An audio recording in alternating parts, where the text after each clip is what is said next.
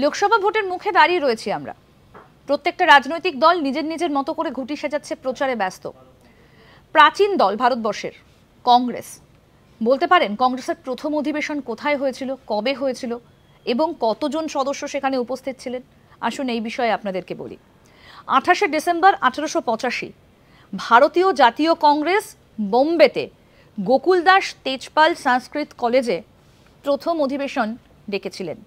72 জন প্রতিনিধিকে নিয়ে প্রতিষ্ঠিত হয়েছিল এবং পার্টির প্রথম অধিবেশন হয় 1885 সালে বোম্বেতে। সভাপতিত্ব কে করেছিলেন জানেন কি? সভাপতিত্ব করেছিলেন ডব্লিউ.সি. ব্যানার্জি। 1947 সালে ভারতের স্বাধীনতার পর কংগ্রেস ধর্মনিরপেক্ষ দল হিসেবে আবির্ভূত হয় এবং যেটা দেখা যায় যে এখনো রাজনীতিতে কংগ্রেসের যথেষ্ট ভূমিকা রয়েছে। কিন্তু প্রথম যে অধিবেশনটা সেটা হয়েছিল বোম্বেতে 1885 সালে। 72 জন সদস্য সেখানে উপস্থিত ছিলেন। এরকম আরও অনেক অজানা আপডেট পেতে দেখতে থাকুন আজ তাক বাংলার ইউটিউব চ্যানেল।